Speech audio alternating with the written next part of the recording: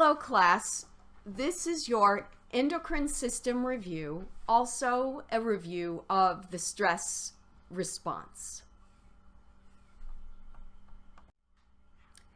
Hormones are chemicals made in one body organ secreted into the bloodstream to impact other body organs. According to the structure of the chemical, there are three classes of hormones. There are peptide hormones, which are chains of amino acids. There are steroid hormones, which are derived from cholesterol. And there are modified amino acids.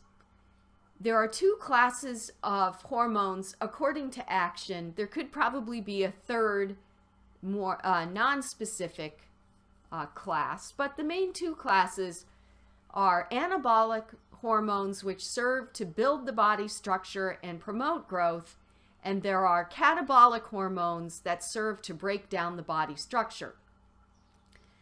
There are also hormone systems, which are many organs and hormones working together to perform a function, and that function is more often than not behavioral.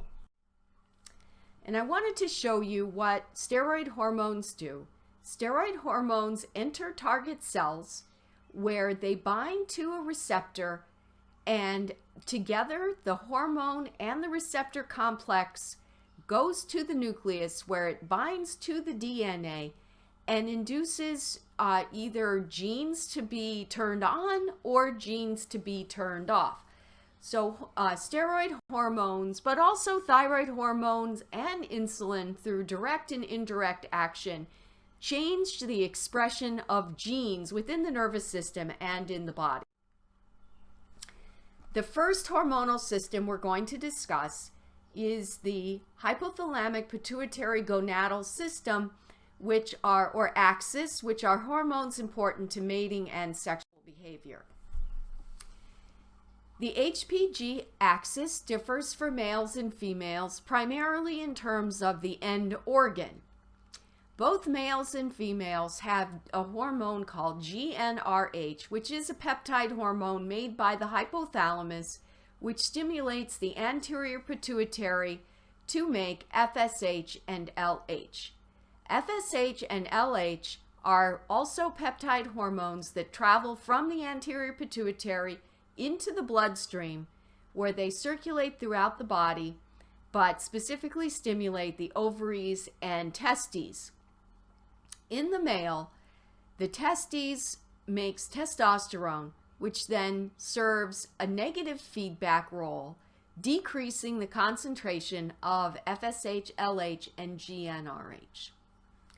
In the female, FSH and LH stimulate the production of estrogen and progesterone. But importantly, in the female, early in the cycle, when there is little progesterone being made by the ovaries,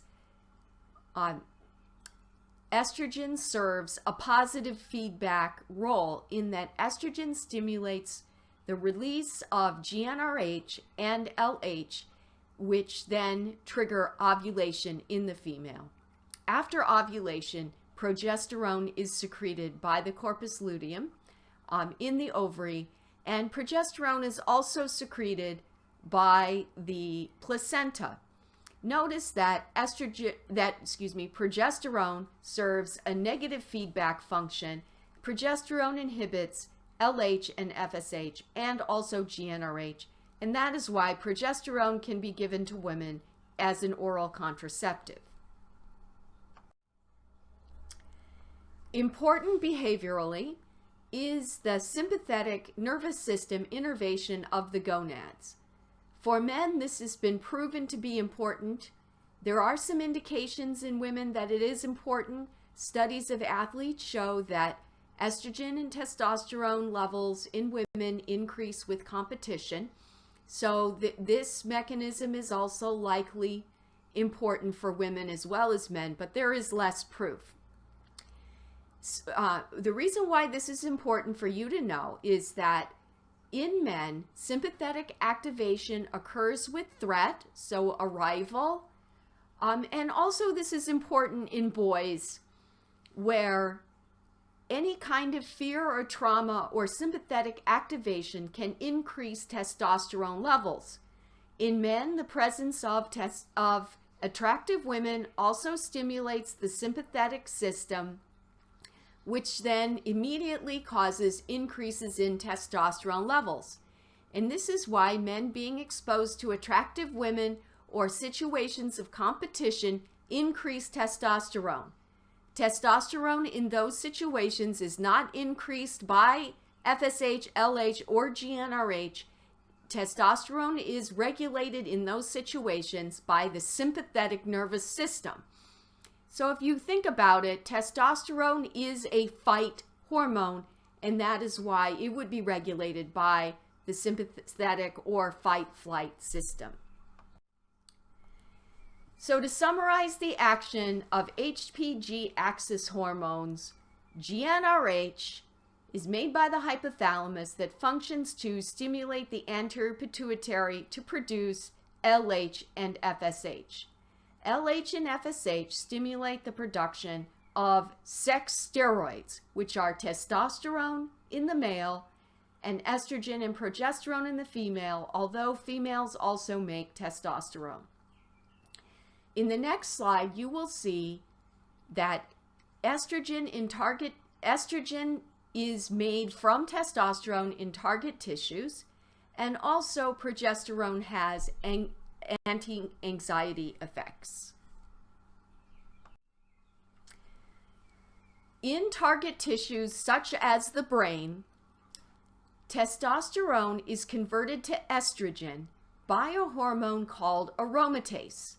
And it is actually estrogen that is responsible for many of the behavioral effects of testosterone. Furthermore, DHEA, which is a steroid made by the adrenal gland, is converted to estrogens, and so is androstenedione, which is another steroid made by the adrenal gland. DHEA and androstenedione are the major sources of estrogens in postmenopausal women. Progesterone and pregnenolone are similarly converted to progesterone is similarly converted to allopregnenolone, which is a neuroactive steroid. This conversion occurs in the brain.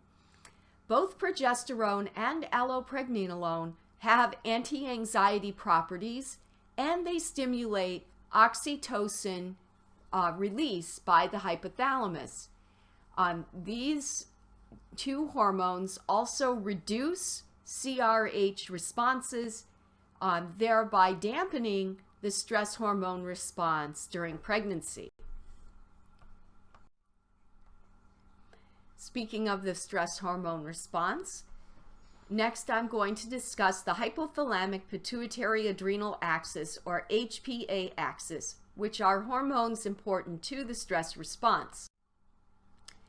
The HPA axis consists of CRH, or corticotropin releasing hormone, made by the hypothalamus, ACTH, or adrenocorticotropic hormone, made by the anterior pituitary gland, and cortisol, which is a steroid made by the adrenal gland.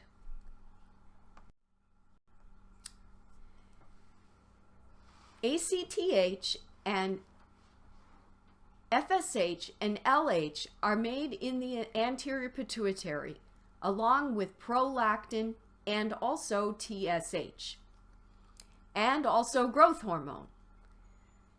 These hormones are stimulated to be secreted by hypothalamic hormones that are made by the cells of the hypothalamus and released into a system of blood vessels that connects the hypothalamus and anterior pituitary.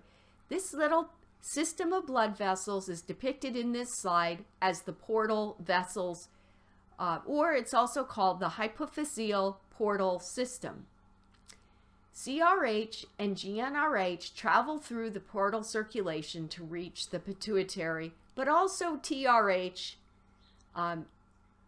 dopamine, which inhibits prolactin secretion, and growth hormone stimulating hormone also travel through the portal circulation. Notice that the hypothalamus, supraoptic nucleus, and paraventricular nucleus make the hormones oxytocin and vasopressin. These hormones do not travel in the portal circulation. They are carried directly by nerve cells that act, or that synapse right in the posterior lobe of the pituitary. These cells release oxytocin and vasopressin directly into the circulation from the posterior lobe of the pituitary. So in this case, the pituitary is really an extension of the hypothalamus, and I think you can clearly see that the hypothalamus is an endocrine organ.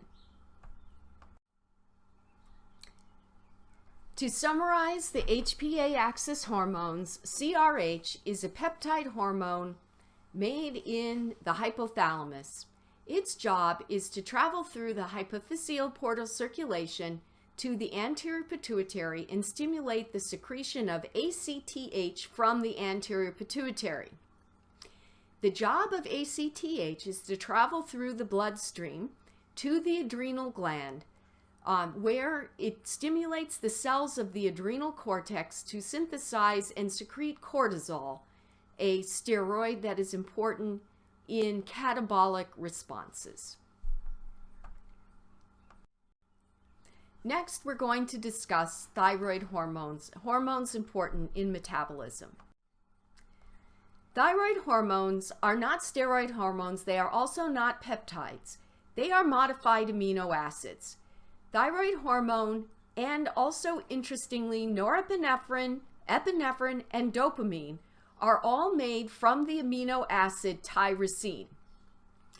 Amino acids are called amino acids because they have this amino group which has a nitrogen in it. Thyroxine is the first thyroid hormone, and notice that it has 4 eyes that are circled in green on this slide. The I here stands for iodine, and iodine is important for thyroid hormone function, and that is why on the Morton salt bottle you will see that the bottle says, or the plastic or the paper container says, this salt contains iodine, a necessary nutrient, or you'll see this container does not contain iodine, a necessary nutrient. And iodine is necessary for the production of thyroid hormone. Individuals who do not have enough thyroid hormone develop a condition called goiter, which I'll show you in a minute. So the hypothalamic pituitary thyroid axis is very similar to the HPA and the HPG axis that you've already studied. TRH, or thyrotropin releasing hormone, is made in the hypothalamus. It travels through the portal circulation to the anterior pituitary, where it stimulates the secretion of TSH, or thyroid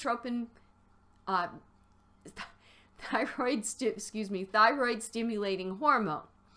Thyroid stimulating hormone then stimulates the thyroid gland to make T4 and T3, which are modified amino acids that then increase metabolism.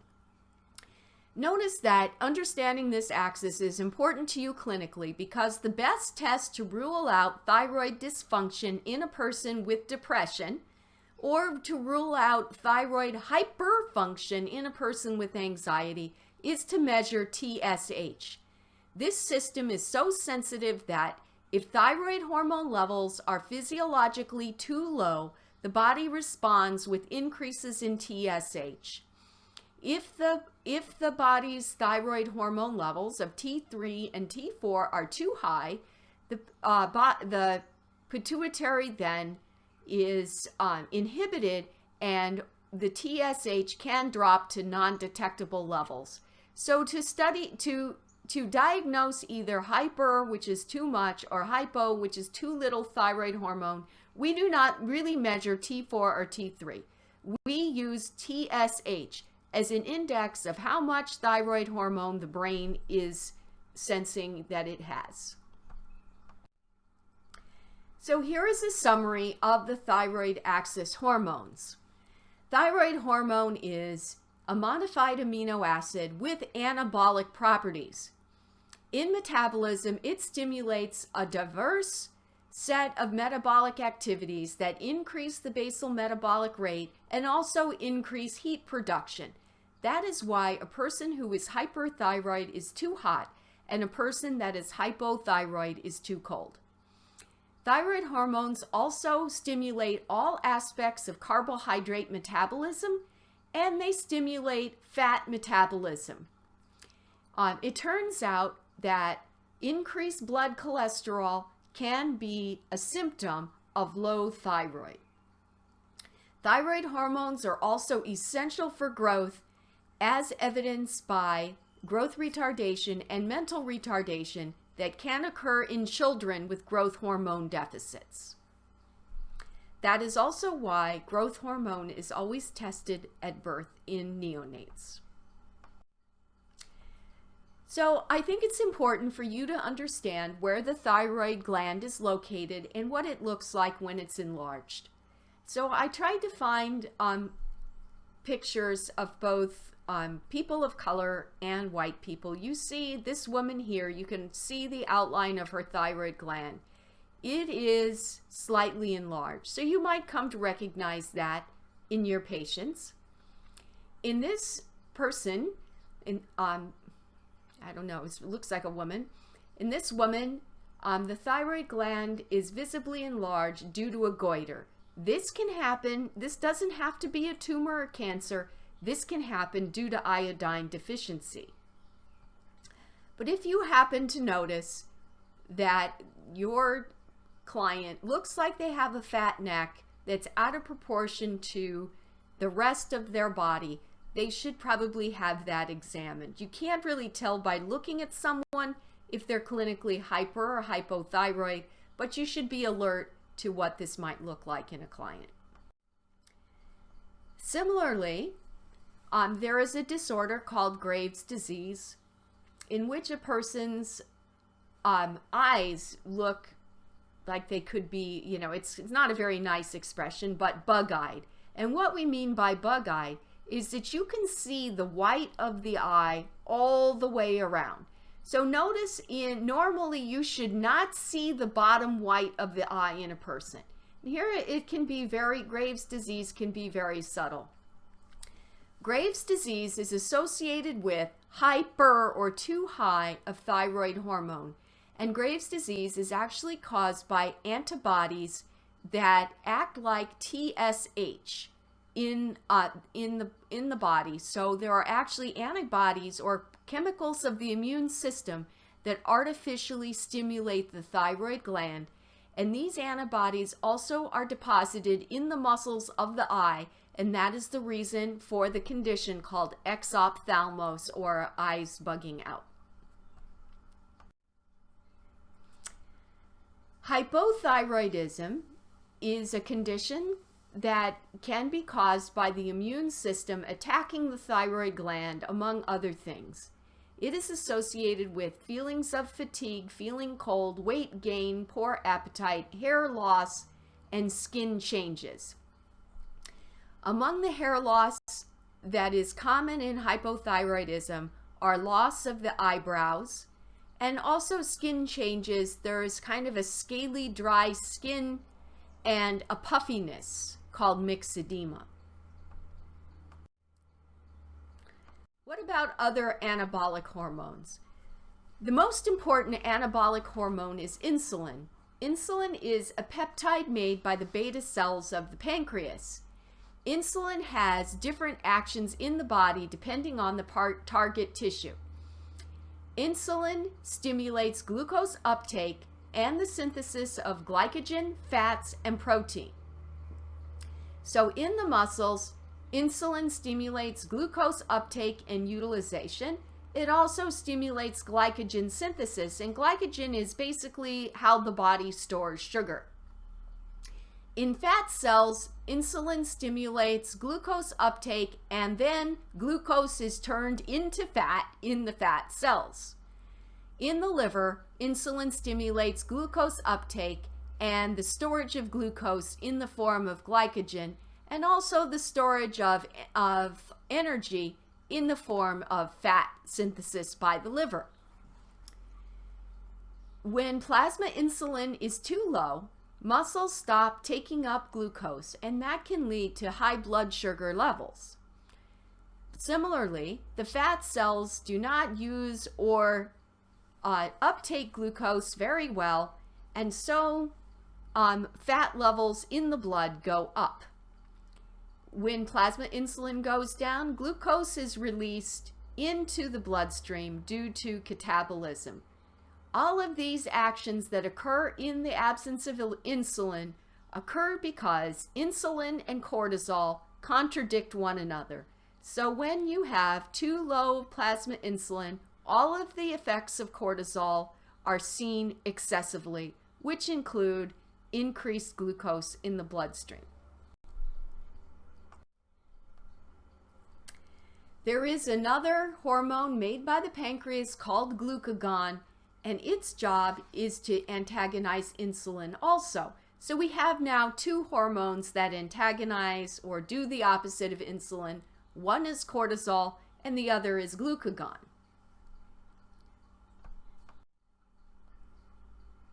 Another hormone that somewhat antagonizes insulin, but then also works with insulin is growth hormone. Growth hormone is synthesized by the anterior pituitary. The hypothalamus secretes growth hormone releasing hormone and somatostatin. These two act to either stimulate or inhibit growth hormone release. Growth hormone then travels to the liver and causes the liver to make IGFs, or insulin-like growth factors. These are the anabolic effects of growth hormone. But growth hormone also has some anti-insulin actions which make it a little bit catabolic, in that it promotes the breakdown of fat and increases blood sugar. So growth hormone is a mixed bag, but the purpose of growth hormone is to promote growth in children and also to promote energy utilization in adults. Leptin is a newly discovered yet extremely important hormone. Leptin controls the amount of fat a person has. Fat cells make leptin. Leptin circulates in the blood and acts on the hypothalamus, where there are leptin receptors in the hypothalamus. So your hypothalamus knows exactly how much fat tissue you have because the hypothalamus monitors your leptin levels. Think of the leptin as a signal telling the brain how fat you are. When the fat mass decreases, so if you start to lose weight, plasma leptin conditions fall. That can stimulate appetite and cause you to be also lazy, suppressing energy expenditure until your fat mass is restored. Similarly, as you gain weight, leptin levels increase, suppressing appetite until weight is lost. The problem with this system, and also some of our other brain systems, is that the receptors can stop working after a while and the tissues can become unresponsive. So the brain can actually become less sensitive to leptin and insulin, and that can cause a situation where the brain cannot monitor any longer how fat a person is. Prolactin and oxytocin are two other hormones secreted by the pituitary. Prolactin is secreted by the anterior pituitary. You will learn about prolactin when we study antipsychotic drugs, because dopamine is PIH. Dopamine inhibits prolactin secretion. So in a situation where there are high levels of dopamine, there are low levels of prolactin. When there are low levels of dopamine, like someone takes a dopamine blocking drug, prolactin levels go up. Oxytocin is a hormone made by the posterior pituitary, or actually, like I said to you earlier, made in the hypothalamus and secreted by the posterior pituitary. Both prolactin and oxytocin secretion are stimulated by the nursing infant, but stimulation of the male nipple also produces prolactin and oxytocin, as does sexual activity in both males and females. What about the sympathetic nervous system? The sympathetic nervous system is also called SAM, or the sympathetic adrenal medulla. Notice that this is different from the HPA axis and cortisol, which is secreted from the adrenal cortex. So there are two parts to the adrenal gland: the adrenal cortex, which secretes cortisol, and the adrenal medulla, which secretes norepinephrine and epinephrine into the bloodstream. So the sympathetic adrenal medulla system is under control of the brain, in particular the amygdala, where it is its function is to stimulate the release of epinephrine and norepinephrine into the bloodstream.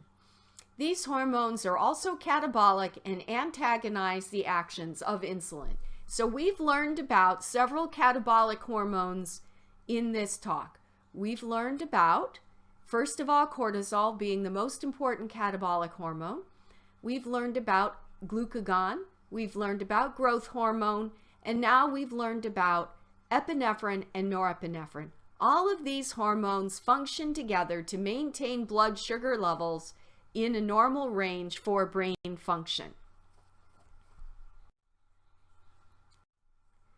So to summarize, fear and stress activate the stress axis. The sympathetic nervous system, when activated, dilates the eyes, raises the heart rate, raises cardiac output, maintains blood vessels, dilates the lungs to bring in more oxygen, increases blood to the brain, increases sugar to the brain. That is the sympathetic nervous system response. Over the long term, the hypothalamic pituitary adrenal axis is activated, and in both cases, stress is associated with a loss of reproductive behavior and a loss of growth. I should have said that the HPG axis, or the hypothalamic pituitary gonadal axis, suppresses the HPA axis, or the hypothalamic pituitary adrenal axis, and vice versa. This is the reason why men tend to experience lower levels of anxiety than do women, because testosterone suppresses the HPA axis.